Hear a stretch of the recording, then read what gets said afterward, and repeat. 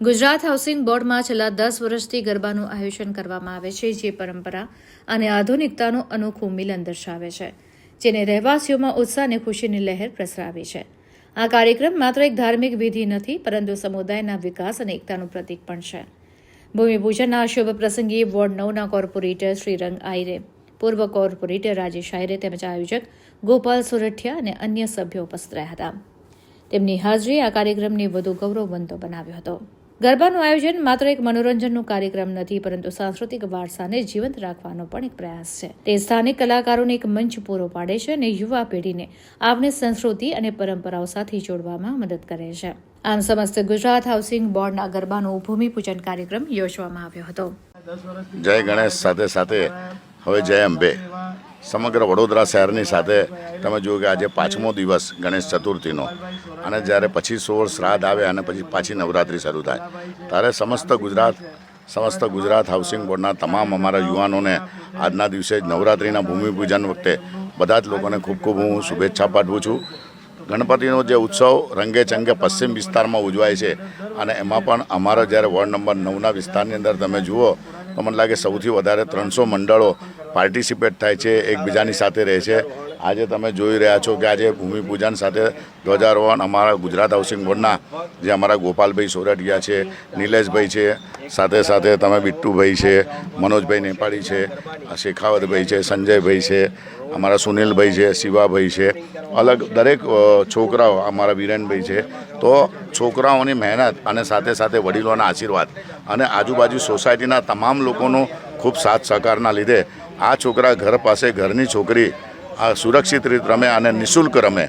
વર્ષોથી આ આયોજન અમારા ગોપાલભાઈ, નિલેશભાઈ અને સમગ્ર એમની જ્યારે ટીમ કરતી હોય, અને આવું જ્યાં મધ્યમ વર્ગ હોય, જ્યાં લોકો ખૂબ જ મિડલ ક્લાસના લોકો હોય, એવા આવું ભવ્ય આયોજન રોજ એ લોકોને નાસ્તા પાણી સાથે સાથે રોજ ઇનામ કરાવવાના અને નિઃશુલ્ક કરાવવાના, અને એ જ માતાજીનો જ આશીર્વાદ હોય. માતાજીની મૂર્તિ વડોદરા શહેરમાં એક વિસ્તાર છે કે એકી સાથે 9 મૂર્તિઓ એકી સાથે આગમન થતું હોય, એકી સાથે વિસર્જન થતું હોય. આ સંગઠન સાથે સાથે સાંસ્કૃતિક સાથે સંસ્કારોની ભાવના સાથે આજે વડોદરા શહેર સંસ્કારી છે એનું ઉત્તમ બિરુદ હોય તો વોર્ડ નંબર 9ના તમામ અમારા યુવાનો છે.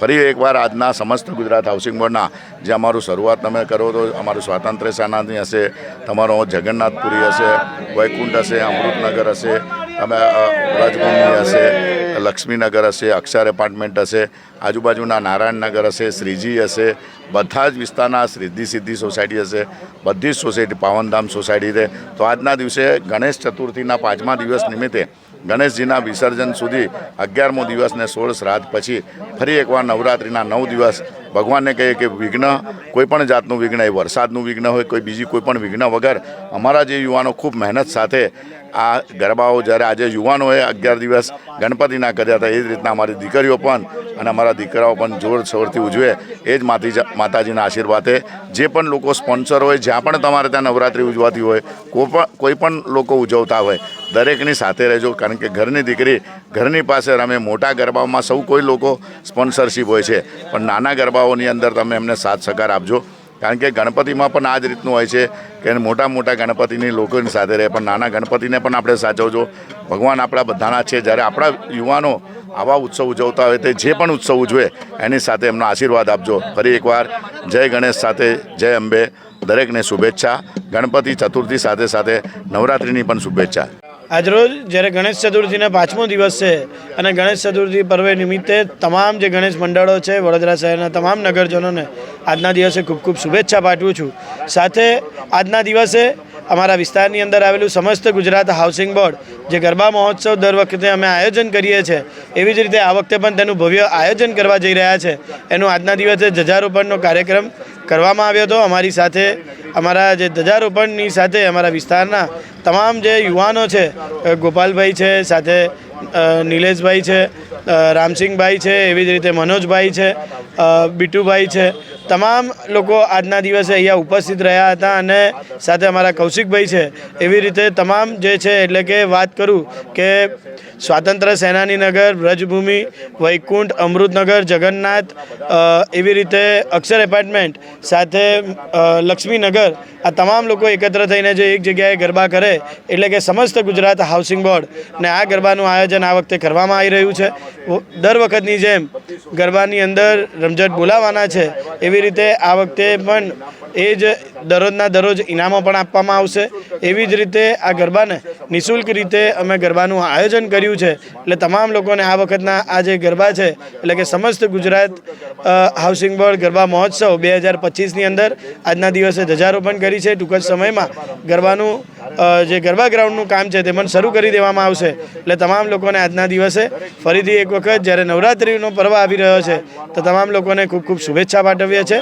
અને આવો આપણે સૌ પોતાની દીકરી પોતાના ઘર આંગણે ગરબા રમે તેવું અમે આયોજન કર્યું છે. તો આપ બી આયોજનની અંદર પોતાના પરિવાર સાથે જોડાઓ તેવી જ મા અંબેને ચરણમાં પ્રાર્થના કરું છું. સમગ્ર હાઉસિંગ બોર્ડ સમતા દ્વારા આયોજિત તેમજ રાજેશભાઈ આહિરો દ્વારા આયોજિત તેમજ અમારું ઓમસા યુવક મંડળ વ્રજભૂમિ યંગસ્ટર ગ્રુપ દ્વારા આયોજિત આજે આ ગરબાનું અમે ભૂમિપૂજન કરેલ છે. 9 વર્ષ પૂર્ણ થઈ ગયા આ ગરબાને, આજે 10મું વર્ષ ચાલુ થશે. બધા ઘરની દીકરી ઘર આગળ રમે એ રીતે અને સરસ મજાનું સમગ્ર નાગરિકોને આજુબાજુમાં ઘણી બધી સોસાયટીઓ છે, નગરો છે, એ બધાને લાભ મળે. નાની દીકરીઓ મા બાપ સામે રમે અને સરસ મજાનું ઘરે જાય ત્યારે એક ગિફ્ટ લઈને જાય અને નાસ્તો અને વ્યવસ્થા સરસ મજાની કરેલ છે. એ પ્રમાણનું આયોજન છે. એમાં અમારા વિસ્તારના નાગરિકો જે છે, નિલેશભાઈ પટેલ છે, સંજયભાઈ છે, મનોજભાઈ નેપાળી છે, નેહલભાઈ સોની છે, ભોલાભાઈ અગ્રવાલ છે, સોનીભાઈ છે, સંજુ છે, રામસિંહભાઈ છે, બીજા પણ ઘણા બધા યુવાનો છે, ભૈલું છે, એ બધા દ્વારા આયોજિત આ આખી ટીમ દ્વારા આયોજિત છે આ ગરબાનું આયોજન કરીએ છીએ. આ એક અવાવરું જગ્યા હતી. એક સરસ મજાનું રાજેશભાઈ આહિરેના વિચારથી એક સરસ મજાનું ગ્રાઉન્ડ તૈયાર કરીને 9 વર્ષ પૂર્ણ કરી આજે 10 વર્ષ આ ગરબાના પૂર્ણ થશે. એ બદલ અમારા વિસ્તારના કોર્પોરેટર શ્રીરંગભાઈ આહિરેનો પણ એમનો પૂર્ણ સહકાર હોય છે, એમના દ્વારા આયોજિત હોય છે, એમનો પણ ખૂબ ખૂબ આભાર માનીએ છીએ. જય અંબે.